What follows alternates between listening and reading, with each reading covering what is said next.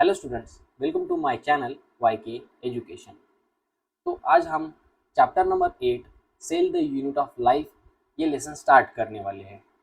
ये chapter start करने से पहले हमें डॉक्टर जी एन रामाचंद्रन के बारे में थोड़ी सी डिटेल पॉइंट्स याद करने हैं, जो कि यूनिट 3 के स्टार्टिंग में ही गिवन है। Doctor G N Ramachandra was born in 8 October 1922 and died in 7th April 2001 at the age of 78. He was the founder of Madras School. Dr. G. N. Ramachandra was the founder of Madras School of Conformational Analysis of Biopolymer. ये point आपको याद करना है। उसके बाद उन्होंने triple helical structure collagen का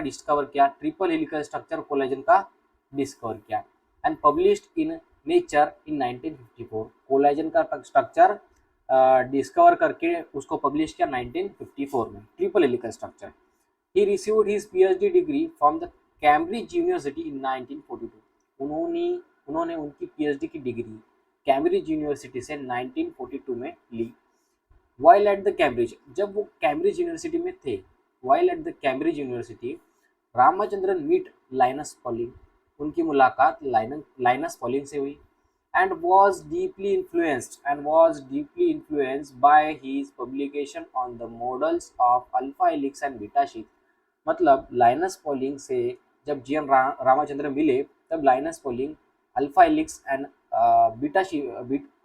and beta sheath structures पर काम कर रहे थे। उनको देखकर हमारे जी एन रामचंद्र इन्फ्लुएंस हुए, एंड उसके वजह से that directed G. N. Ramachandra his attention to solving the structure of collagen। इसके वजह से जी एन रामचंद्र ने triple helical structure of collagen दे पाए and published in Nature in 1954। and he passed away in the age of 78 on 7th April 2001 at the age of 78 on 7th April 2001। Next, lesson के starting में ही आपको cell के बारे में पढ़ना है। सेल क्या है, सेल का मतलब क्या है, cell structures and functions. Cell की डेफिनेशन है, cell is the fundamental structural and functional unit of all living organism. आप देखोगे जितने भी लिविंग ऑर्गेनिज्म है वो सारे सेल से कंबाइन होकर बने हैं। लिविंग ऑर्गेनिज्म दो टाइप के, single cell and multi cell, unicellular and multi cell. Unicellular and multi cell, सारे लिविंग ऑर्गेनिज्म सिंगल सेल से या मल्टी सेल से बने हुए हैं। तो सेल क्या है, cell is the fundamental structural and functional unit of all living organism. उसके बाद सेल के अंदर के जो डिटेल है वो हमें मालूम पड़े इलेक्ट्रॉन माइक्रोस्कोप के डिस्कवरी के बाद। Electron microscope revealed all the structural details of the cell.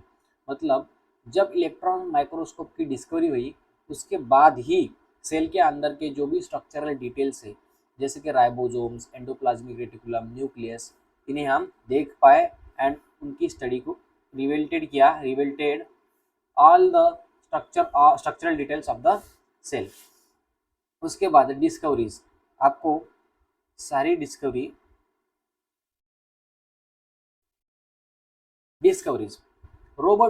Robert Hooke ने डिस्कवर किया फर्स्ट डेड सेल, मतलब उन्होंने फर्स्ट डेड सेल को देखा। उसके बाद एंटन वॉन लीवनहुक, उन्होंने फर्स्ट लाइव सेल को देखा।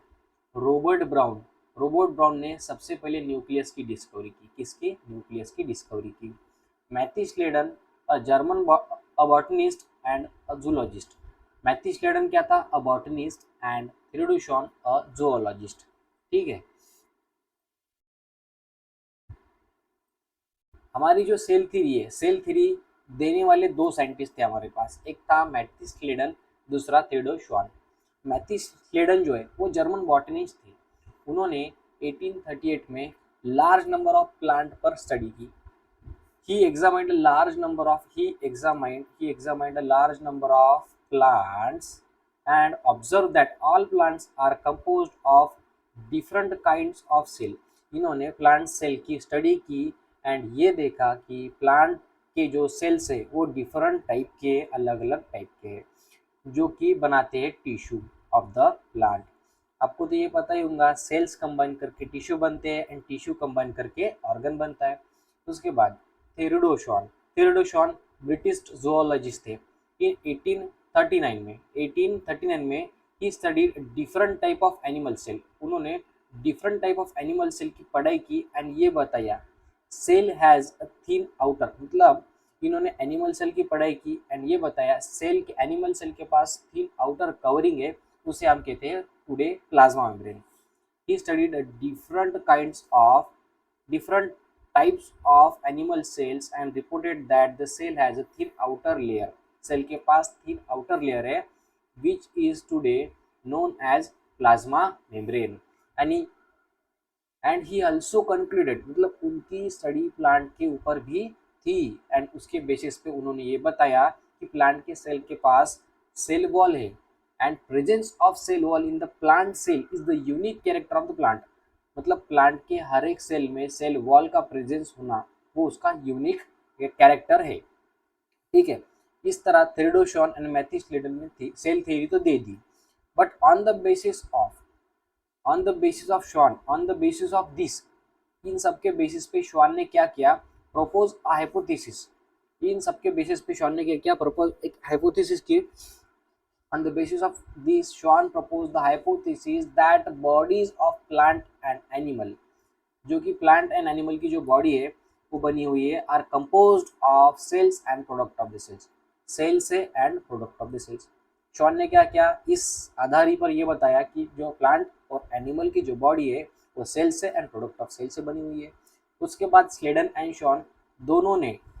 एंड शॉन टुगेदर दोनों ने मिलकर ये सेल थ्योरी फॉर्मुलेटेड की, बट ये सेल थ्योरी ये नहीं बता पाई कि नए सेल कैसे फॉर्म हुए, न्यू सेल कैसे फॉर्म होते हैं। ठीक है, उसके बाद रुडोल्फ विर्चो इन 1855। अब जब रुडोल्फ विर्चो आए 1855 में, उन्होंने पहले ही एक्सप्लेन किया कि सेल डिवाइड होते हैं, सेल आते कहीं से नहीं, सेल डिवाइड होते हैं and new cell were formed from pre existing cell. नया सेल जो बना वो पुराने सेल से ही बना एंड ये टर्म दी ओमनी सेलुला ई सेलुला and he modified the hypothesis of Schleiden and Schwann. मतलब यह कह के उन्होंने शेल्डन एंड शॉन की हाइपोथेसिस को मॉडिफाई किया एंड सेल थ्योरी को फाइनल शेप दिया, क्योंकि शेल्डन एंड शॉन ने सेल थ्योरी को ये नहीं बता पाए, उनके सेल थ्योरी का यही एक्सेप्शन था कि वो सेल कहाँ से आए, कहाँ से फॉर्म होते हैं, ये नहीं बता पाए। रुडोल्फ विर्चो ने ये बता दिया कि सेल कैसे फॉर्म होते हैं एंड उसके लिए एक टर्म भी दिया ओमनीसेलुला ई सेलुला, cells come from pre existing cell, पुराने सेल से ही आते हैं, मतलब सेल डिवाइड करते हैं एंड ये बोल के जो हाइपोथेसिस गिवन की थी शेल्डन एंड शॉन को, उसको मॉडिफाई कर डाला। उसके बाद सेल थ्योरी को अब से अंडरस्टूड ऐसे किया है कि all the living organism are composed of cell. जितने भी लिविंग ऑर्गेनिज्म है वो सेल से बने हुए हैं and product of cell, cell से एंड उनके प्रोडक्ट से बने हुए हैं all living organism and all cell arise from the pre existing cell, पुराने सेल से। ठीक है, अभी शेप एंड साइज, सेल्स के शेप्स एंड साइज अलग अलग होते हैं। अब देखो माइकोप्लाज्मा जो है स्मॉलेस्ट सेल है, mycoplasma is the smallest cell are only about 0.3 micrometer in length, 0.3। उसके बाद लॉन्गेस्ट सेल, माइकोप्लाज्मा तो स्मॉलेस्ट है, सबसे लंबा सेल, लॉन्गेस्ट सेल हमारे बॉडी में नर्व सेल है जो कि हमारे ब्रेन में फॉर्म होता है। उसके बाद बैक्टीरिया 3 to 5 माइक्रोमीटर तक उसकी लेंथ होती है, 3 to 5 माइक्रोमीटर। उसके बाद third largest isolated single cell. देखो लॉन्गेस्ट एंड लार्जेस्ट में फर्क है, लॉन्गेस्ट मतलब लंबा, लार्जेस्ट मतलब बड़ा। Largest isolated cell is the egg of an ostrich. Largest isolated single cell is the egg of ostrich and its smallest cell mycoplasma 0.3 micrometer in length. Human red blood cells are about 7.0 micrometer in diameter. Human का red blood cell 7.0 micrometer in diameter होता है। Smallest cell mycoplasma 0.3 micrometer होता है। Longest cell nerve cell होता है। Largest isolated single cell ostrich egg होता है। And bacteria की जो साइज है 3 to 5 माइक्रोमीटर होती है। ठीक है, ये लर्न करना पड़ेगा आपको। इसके बाद डिस्कवरीज आपने देख लिया, रॉबर्ट हुक ने क्या किया, फर्स्ट डेड सेल डिस्कवर किया। एंटन वॉन लियोनुक ने फर्स्ट लाइव सेल डिस्कवर किया। रॉबर्ट ब्राउन ने न्यूक्लियस की डिस्कवरी की। मैथ्यू स्लेडन अभी हमने देखा, अ बॉटनिस्ट। थियोडोर अ जूलॉजिस्ट। रूडोल्फ विर्चो क्या दिया था 1855 में, ओमनी सेलुला ई सेलुला, मतलब जो भी नया सेल है वो पुराने सेल से ही आया वाला है, मतलब कि सेल्स डिवाइड करते हैं। उसके बाद स्लेडन एंड शॉन ने जो सेल थ्योरी दी थी उसको मॉडिफाई किसने किया, रूडोल्फ विर्चो ने, सेल डिवाइड होते हैं ये करके बता के। उसके बाद सिंगर एंड निकोलसन, इन्होंने दिया फ्लूइड मोजाइक मॉडल। क्या दिया, फ्लूइड मोजाइक मॉडल। अब फ्लूइड मोजाइक मॉडल है क्या, fluid Mosaic model, this model explain the structure of a plasma membrane. Fluid Mosaic model ये प्लाज्मा मेम्ब्रेन का स्ट्रक्चर एक्सप्लेन करता है, प्रॉपरली एक्सप्लेन करता है, जो कि प्लाज्मा मेम्ब्रेन एनिमल सेल की है। मतलब एनिमल सेल के प्लाज्मा मेम्ब्रेन को एक्सप्लेन करने के लिए फ्लूइड मोजाइक मॉडल किसने बनाया, सिंगर एंड निकोलसन। उसके बाद हमारे जो कैमेलोगोल्जी ने गॉल्जिक बॉडी डिस्कवर करने का काम किया, उन्होंने गॉल्जिक बॉडी डिस्कवर किया। जॉर्ज पॉलेट ने डिस्कवर किया, राइबोसोम को डिस्कवर किया। उसके बाद on the basis of nuclear membrane, nuclear membrane के बेस पे हमारे पास 2 टाइप की सेल होती है, 2 टाइप की सेल। न्यूक्लियर मेम्ब्रेन के आधार पे हमारे पास 2 टाइप की सेल है, एक प्रोकैरियोटिक, एक यूकैरियोटिक। अब प्रोकैरियोटिक एंड यूकैरियोटिक में डिफरेंस क्या है, देखो न्यूक्लियर मेम्ब्रेन जो एब्सेंट है वो प्रोकैरियोटिक में है। न्यूक्लियर मेम्ब्रेन मतलब जो उसका न्यूक्लियस है उसको मेम्ब्रेन नहीं है, इसके वजह से जो अंदर का जेनेटिक मटेरियल है वो नेकेड है। क्या है, नेकेड है। न्यूक्लियर यूकैरियोटिक में क्या है, न्यूक्लियर मेम्ब्रेन प्रेजेंट है। न्यूक्लियर मेम्ब्रेन इसमें प्रोकैरियोटिक में एब्सेंट है। उसके बाद प्रोकैरियोटिक के अंदर सारे नॉन मेम्ब्रेन बॉन्ड ऑर्गेनल्स होते हैं, मेम्ब्रेन बॉन्ड ऑर्गेनल प्रेजेंट नहीं होते हैं। मेम्ब्रेन बॉन्ड ऑर्गेनल क्या होते हैं, नहीं होते हैं, मतलब एब्सेंट होते हैं। एंड जितने भी मेम्ब्रेन बॉन्ड ऑर्गेनल्स है वो यूकैरियोटिक में प्रेजेंट होते हैं, जैसे कि endoplasmic reticulum, Golgi complex, lysosomes, mitochondria, microbody and vacuum. ये मेम्ब्रेन बॉन्ड ऑर्गेनल्स है। ठीक है, ये सभी प्रोकैरियोटिक में एब्सेंट होते हैं। उसके बाद राइबोसोम को नोट कर लो, ribosome non membrane bound organelle है, राइबोसोम पर कोई ही मेम्ब्रेन नहीं रहती है। Ribosomes are non membrane bound organelles and are present in both prokaryotic and eukaryotic, दोनों में प्रेजेंट होते हैं, प्रोकैरियोटिक में भी एंड यूकैरियोटिक में भी। Ribosomes are found in are non membrane bond and found in both prokaryotic and eukaryotic, ये यहाँ पे भी वही पॉइंट है, प्रोकैरियोटिक में एंड यूकैरियोटिक में फाउंड होते हैं। उसके बाद अब हम सेपरेटली स्टडी करेंगे प्रोकैरियोटिक सेल की, उसके बाद यूकैरियोटिक सेल की हम स्टडी करेंगे। डीपली स्टडी प्रोकैरियोटिक सेल की करेंगे। सबसे पहले प्रोकैरियोटिक सेल रिप्रेजेंट होते हैं bacteria, blue green algae, mycoplasma, PPLO मतलब pleuro pneumonia like organism. Bacteria, prokaryotic cell ये पूरा रिप्रेजेंट कौन करता है, बैक्टीरिया, मतलब kingdom Monera. Unicellular, single celled रहते हैं प्रोकैरियोटिक सेल में, बैक्टीरिया मतलब किंगडम मोनेरा पूरे यूनिसेलुलर होते हैं। Bacteria, blue green algae, mycoplasma, PPLO ये सब सिंगल सेल्ड प्रोकैरियोटिक है। ठीक है, अभी आपको बताया था प्रोकैरियोटिक में क्या एब्सेंट है, न्यूक्लियर मेम्ब्रेन एब्सेंट होती है, न्यूक्लियर मेम्ब्रेन एब्सेंट। उसके बाद क्योंकि न्यूक्लियर मेम्ब्रेन एब्सेंट है,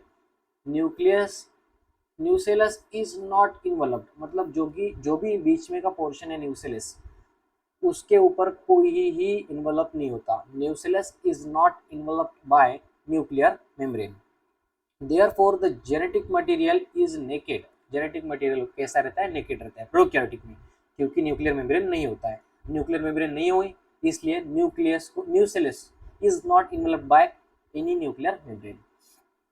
बैक्टीरिया के अंदर जीनोमिक डीएनए एंड प्लाज्मिड दोनों प्रेजेंट होते हैं, मतलब प्रोकैरियोटिक सेल। अब फॉर एग्जांपल ये हमारा बीच का पोर्शन है सेल का, ये हमारा सेल है,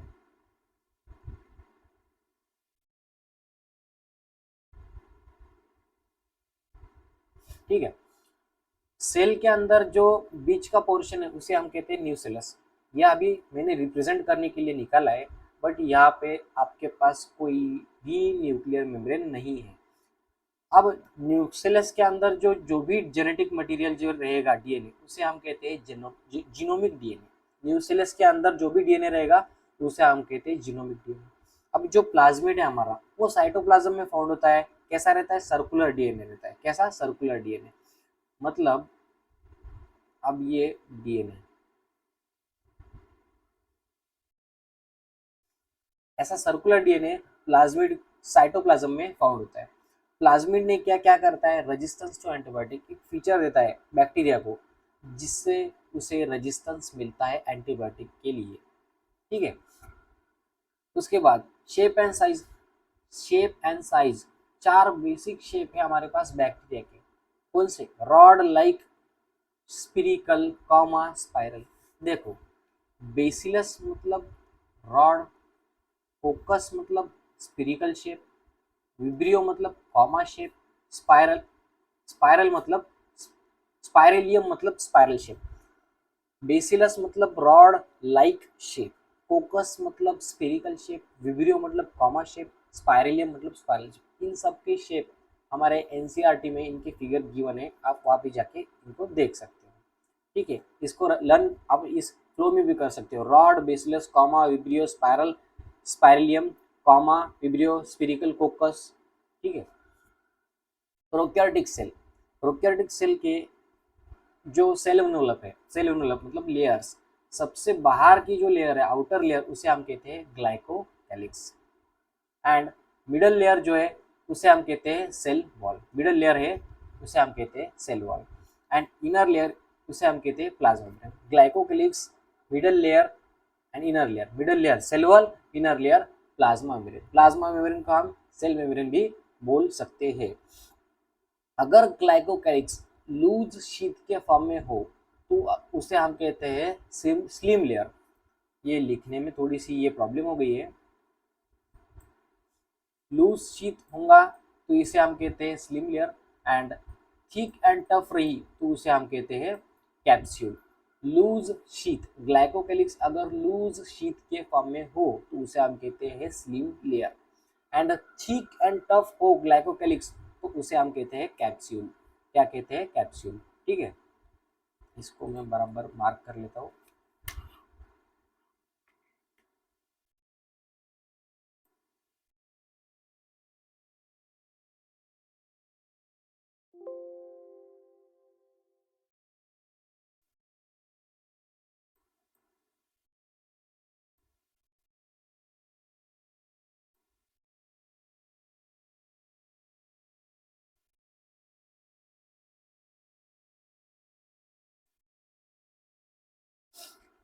हाँ, हमारी जो ग्लाइकोकैलिक्स है अगर लूज शीट के फॉर्म में हो तो उसे हम कहते हैं slim layer. And thick and tough हो तो उसे हम कहते हैं कैप्सूल। उसके बाद अंदर की जो लेयर है येलो कलर की, ये रेड कलर का glycocalyx outer layer, yellow colour का जो लेयर है उसे हम कहते हैं सेल वॉल जो कि मिडल लेयर है। एंड ग्रीन कलर की जो इनर लेयर है उसे हम प्लाज्मा मेम्ब्रेन और सेल मेम्ब्रेन भी बोलते हैं। इसे हम कहते हैं प्रोकैरियोटिक सेल के सेल इन्वॉल्व, तीन लेयर के बने होते हैं। उसके बाद प्रोकैरियोटिक सेल में जो मेसोसोम्स होते हैं वो फॉर्म्ड होते हैं by the extension of plasma membrane. Mesosomes are form by extension of plasma membrane. Mesosomes किससे बने हुए हैं? एक्सटेंशन ऑफ प्लाज्मा मेम्ब्रेन के।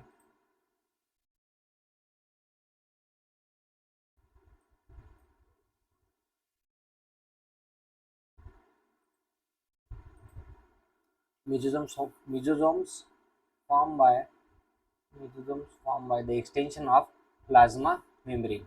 एंड उसके बाद फॉर्म्स वेसल ट्यूब्यूल्स लैमेले। अब देखो मेसोसोम्स किससे बने हैं? प्लाज्मा मेम्ब्रेन के एक्सटेंशन से। मतलब क्या? यहाँ पे देखो, प्लाज्मा मेम्ब्रेन इनर लेयर है, प्लाज्मा मेम्ब्रेन इनर लेयर है। अब ये जो सेल है, सेल की जो ये इनर लेयर, ऐसा समझ के चलो ये अंदर की जो लेयर है इस टाइप के मेसोसोम्स बनाती है। अंदर अंदर की एक्सटेंशन ऐसे बनाती है। ये जो इनर रेड कलर की लेयर है उसे हम कहते हैं प्लाज्मा मेम्ब्रेन। एंड ये प्लाज्मा मेम्ब्रेन अंदर की तरफ एक्सटेंशंस बना रही है, उसे हम कहते हैं in the form of vessels, tubules, lamellae. किस तरह? वेसल्स, ट्यूब्यूल्स, लैमेले, सेल के अंदर की तरफ, ये सेल के अंदर की तरफ, सेल के अंदर की तरफ, ठीक है। म्यूजियम्स किस किस चीज़ में हेल्प करता है? सबसे पहले सेल वॉल फॉर्मेशन में हेल्प करता है म्यूजियम्स, डीएनए रिप्लिकेशन में हेल्प करता है, distribution to daughter cell, help in respiration and secretion process, helps in respiration and secretion process. Second, increase surface area for absorption and it contain enzymatic content. ये आपको right करके इसे repetition में learn करना है, read करना है। इसको लर्न करने से आपको फ़ायदा ऐसा होगा कि आप क्वेश्चन इजीली फास्ट में सॉल्व कर सकते हो। उसके बाद प्रोकैरियोटिक सेल, अब देखिए जैसे अभी मैंने बोला सेल प्लाज्मा मेम्ब्रेन या सेल वॉल एक्सटेंशन अंदर कर रही है, उसे हम बोलते हैं म्यूजियम्स। म्यूजियम्स किस फॉर्म में होते हैं? ट्यूब्यूल्स, लैमेला, किस फॉर्म में? ट्यूब्यूल्स, लैमेला एंड वेसल्स, इस फॉर्म में, जो अंदर के पोर्शन में ये वाली फॉर्म की है म्यूजियम्स ने, मतलब किसने? प्लाज्मा मेम्ब्रेन ने। तो उसी तरह हमारा जो बैक्टीरिया है साइनोबैक्टीरिया, साइनोबैक्टीरिया के अंदर इसी टाइप के these are the other membranous extension, मतलब साइनोबैक्टीरिया के अंदर अदर मेम्ब्रेनियस एक्सटेंशन फॉर्म होते हैं, उसे हम कहते हैं क्रोमेटोफोर। साइनोबैक्टीरिया के अंदर अदर मेम्ब्रेनियस एक्सटेंशन फॉर्म होते हैं, उसे हम कहते हैं क्रोमेटोफोर, जो कि कंटेन करता है पिगमेंट, कौन सा? क्लोरोफिल पिगमेंट, जो कि हेल्प करता है उस बैक्टीरिया को फोटोसिंथेसिस करने में। उसके बाद गैस वैक्यूल फाउंड होता है blue green bacteria, purple bacteria, green photosynthetic bacteria. ये तीन बैक्टीरिया में हमें गैस वैक्यूल फाउंड होती है, जो कि प्रोकैरियोटिक सेल है। Prokaryotic cell blue green bacteria, purple bacteria, green photosynthetic bacteria, ये तीनों बैक्टीरिया में वैक्यूल्स प्रेजेंट होते हैं। उसके बाद प्रोकैरियोटिक सेल के जो सरफेस स्ट्रक्चर है, अब ये सेल है, ये सेल के ऊपर जो ऐसे स्ट्रक्चर्स होते हैं उसे हम कहते हैं फ्लैजेला, जो कि हेल्प करता है सेल को मूवमेंट में, helps in movement, flagella helps in movement and composed of 3 parts. सबसे पहले जो फ्लैजेला बेस में जो अटैच है उसे हम कहते हैं बेसल बॉडी, उसके बाद जो लंबा पोर्शन है उसे हम कहते हैं फिलामेंट, एंड सबसे ऊपर होता है उसका hook, hook, filament, hook and basal body, filament, hook and basal body. Flagella has 3 part, 3 composed of 3 part, filament, hook and basal body. उसके बाद पिलाए एंड फिम्ब्रे, दोनों का भी काम एक ही है, दोनों भी मूवमेंट में हेल्प नहीं करते। पिलाए एंड फिम्ब्रे दोनों मूवमेंट में हेल्प नहीं करते। They helps for attach to rocks, ये जो सेल है वो ने क्या, उसको रॉक्स को अटैच करने में हेल्प करता है स्ट्रीम्स में, मतलब स्ट्रीम में रॉक्स को अटैच करने में हेल्प करने वाला पिला एंड फिम्ब्रे है। और to the host tissue, host tissue से अटैच कैसे करके रहना है उसके पिला एंड फिम्ब्रे से, ठीक है। फिम्ब्रे एंड पिला दोनों भी हेल्प करते हैं। Pili are made up of pilin protein, pili are made up of pilin protein and are elongated tubular structure. Pili कैसा है? पाइलिन प्रोटीन से बना हुआ है, इलोंगेटेड ट्यूबुलर स्ट्रक्चर है। उसके बाद fimbriae, fimbriae helps for attachment to the rocks in streams, ये भी हमने पढ़ा, पिला एंड फिम्ब्रे का काम सेम है। Fimbriae are bristle like fibres, बस इन दोनों में एक कॉमन पॉइंट है याद रखने का, वो अटैचमेंट वाला।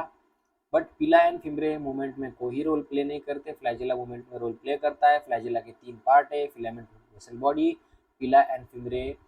पिलाए पाइलिन प्रोटीन से बना हुआ है, फिम्ब्रे ब्रिस्टल लाइक फाइबर से, पिलाए इलोंगेटेड ट्यूब लाइक स्ट्रक्चर है, ठीक है। ये वाला पॉइंट आपको याद रखना है।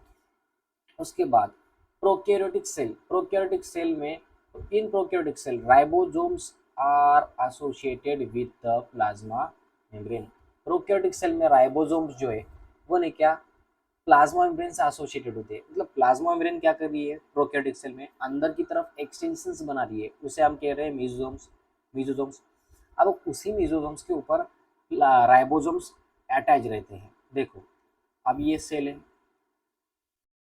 ये सेल के अंदर ये मेसोसोम्स बन रहे हैं, ये मेसोसोम्स बन रहे हैं। इन मेसोसोम्स के आउटर सरफेस पर, मतलब प्लाज्मा मेम्ब्रेन के ऊपर भी, प्लाज्मा मेम्ब्रेन के ऊपर भी राइबोसोम्स प्रेजेंट है। In prokaryotic cell ribosomes are associated with the plasma membrane. Ribosomes दो यूनिट के फॉर्म में होते हैं। प्रोकैरियोटिक राइबोसोम्स कितने होते हैं 70s। प्रोकैरियोटिक राइबोसोम कितने होते हैं 70s। एस मतलब स्वेटबर्ग यूनिट, ठीक है। They are made up of two subunits, they are made up of two subunits. वो किससे बने हैं, दो सब यूनिट से बने हुए हैं, ठीक है। एक 50 सब यूनिट, एक 30 सब यूनिट। आप 50 बड़ा वाला सब यूनिट करेंगे, ये 50, एंड ये छोटा सब यूनिट 30s। ये दोनों मिला के एक सब यूनिट ऐसा बनाते हैं, इसे हम कहते हैं 70s। 70s इसे हम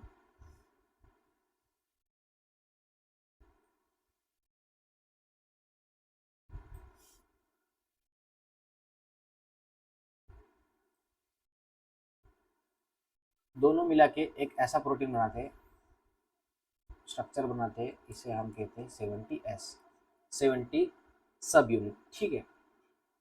They are made up of two subunits 50 and 30, which when present together to form 70s prokaryotic ribosome. जब ये 70s बनता है तभी प्रोटीन की चेन बन सकती है, तभी प्रोटीन सिंथेसिस करते हैं, इसे हम कहते हैं प्रोटीन फैक्ट्री।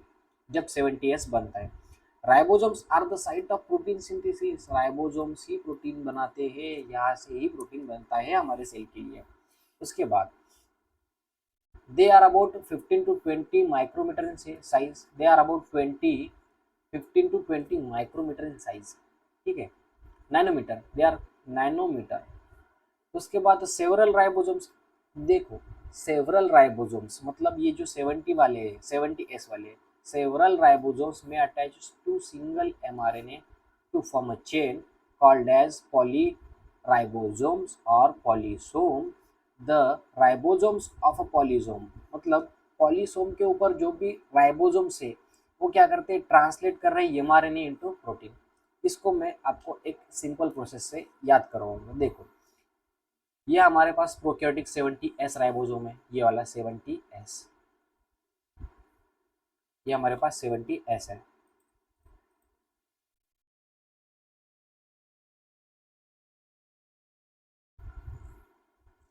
सेवेंटी एस, ठीक है। 70s ज्वाइन कब होते हैं, देखिए ये हमारा सेल का जो न्यूक्लियस है, यहाँ से हमें डीएनए रहता है, हमारा डीएनए, डीएनए से बनता है RNA single standard, DNA double standard होता है, डीएनए डबल स्टैंडर्ड होता है। ये सिंगल स्टैंडर्ड क्या बना, एमआरएनए। एमआरएनए किससे बना, एमआरएनए डीएनए से बना। डीएनए से आरएनए फॉर्मेशन के प्रोसेस का नाम क्या है, रिप्लिकेशन, रिप्लिकेशन नहीं, ट्रांसक्रिप्शन। क्या बोलते हैं, ट्रांसक्रिप्शन। जब डीएनए से आरएनए बनता है तब उसे हम क्या बोलते हैं, ट्रांसक्रिप्शन। उसके बाद जब एमआरएनए से फर्स्ट प्रोसेस क्या हुई, ट्रांसक्रिप्शन।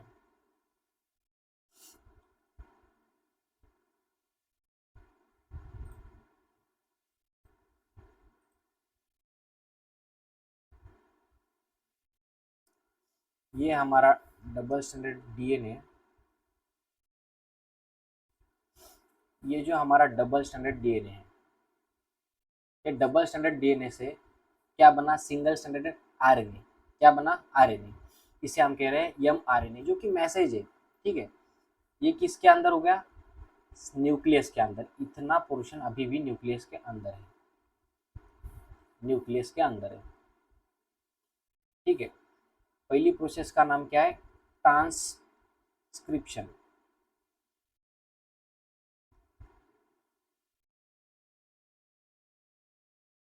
ट्रांसक्रिप्शन हो गया जब डबल स्टैंडर्ड डीएनए से आरएनए बना, एंड आरएनए से अब क्या बनेगा, protein.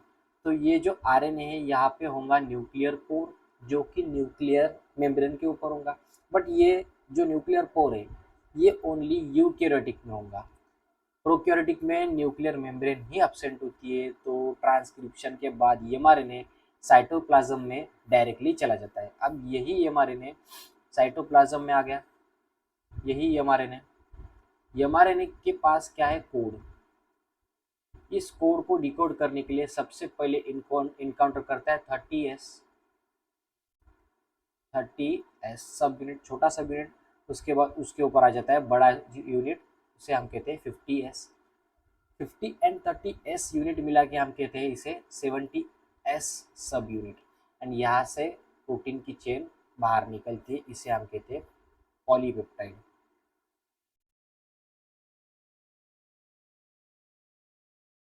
Polypeptide chain, polypeptide chain. इसको आप, मैं आपको दिखा देता हूँ।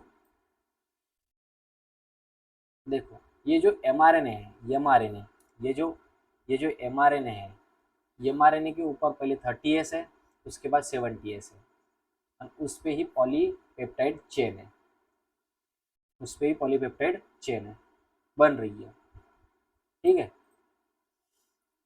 एंड यहाँ पे आप देख सकते हो सिंगल mRNA पर, सिंगल mRNA पर कितने सारे राइबोसोम्स अटैच है, मतलब इसे हम क्या कहते हैं, पॉलीराइबोसोम या पॉलीसोम। यहाँ पे दिखाया है several ribosome attach to single mRNA to form a chain called as polyribosome और पॉलीसोम। उसके बाद ये वाला पॉइंट देखिए, the ribosomes of a polysome, मतलब ये जो राइबोसोम्स है, ये जो राइबोसोम्स है, ये पूरा राइबोसोम, ये पॉलीसोम के ऊपर जो राइबोसोम्स है, ये क्या कर रहे हैं, mRNA को ट्रांसलेट कर रहे हैं किस चीज़ में, प्रोटीन में। मतलब ये वाले जो mRNA को ट्रांसलेट कर रहे हैं, ये प्रोटीन के स्ट्रक्चर में, ये प्रोटीन के स्ट्रक्चर में, ये प्रोटीन के स्ट्रक्चर में, ठीक है। उसके बाद प्रोकैरियोटिक सेल के अंदर इनकर्जन बॉडी के फॉर्म में क्या होता है, इनकर्जन बॉडी, जो भी बचा हुआ मटेरियल है, reserve material in prokaryotic cell are stored in the form of inclusion body, cytoplasm के अंदर। रिजर्व मटेरियल, जो भी प्रोकैरियोटिक सेल में रिजर्व मटेरियल है, प्रोकैरियोटिक सेल में वो स्टोर किया जाता है इनकर्जन बॉडी के अंदर, साइटोप्लाज्म में, in the cytoplasm in the form of inclusion body. These are non membrane bond and lie freely in the cytoplasm, ठीक है। अब देखिए प्रोकैरियोटिक सेल में हमारे पास दो टाइप के नॉन मेम्ब्रेन बॉन्ड मिले, कौन से, एक राइबोसोम जिसके पास नॉन मेम्ब्रेन, मेम्ब्रेन नहीं है, राइबोसोम दोनों में प्रेजेंट थे, एक यूकैरियोटिक में भी रहते, प्रोकैरियोटिक में भी रहते। Incursion body non membrane bond है और प्रेजेंट किस में, प्रोकैरियोटिक में, ठीक है। एग्जाम्पल दिया है इनकर्जन बॉडी, मतलब रिजर्व मटेरियल का, जो कि स्टोर होता है इनकर्जन बॉडीज में, phosphate granule, cyanophycean granule, glycogen granule. ये इंपॉर्टेंट है, ये आपको लर्न करना पड़ेगा। Phosphate granule, cyanophycean granule, glycogen granule, ये तीनों भी आपको लर्न करना पड़ेगा, ये क्वेश्चन में पूछा जा सकता है। उसके बाद thank you so much for watching my video. I hope you have understand all the concept of prokaryotic cell. आज हमने पूरा प्रोकैरियोटिक सेल को क्लियर कर दिया है, पूरे प्रोकैरियोटिक सेल को कुछ आसान स्लाइड्स या शीट्स में इजीली ट्री डायग्राम या फिर छोटे कंसेप्ट से पूरा प्रोकैरियोटिक सेल खत्म किया है। In the part 2, next part में हम अंडरस्टैंड करेंगे यूकैरियोटिक सेल, इसी मैनर में, इजीएस्ट वे में। इससे क्या होता है, आपको नोट्स ऑलरेडी प्रिपेयर्ड मिल जाते हैं, आपको ये डायरेक्टली कॉपी में लिखने में आसान जाता है। So thank you for watching my video, like, share and subscribe. Thank you. Come again in the next video.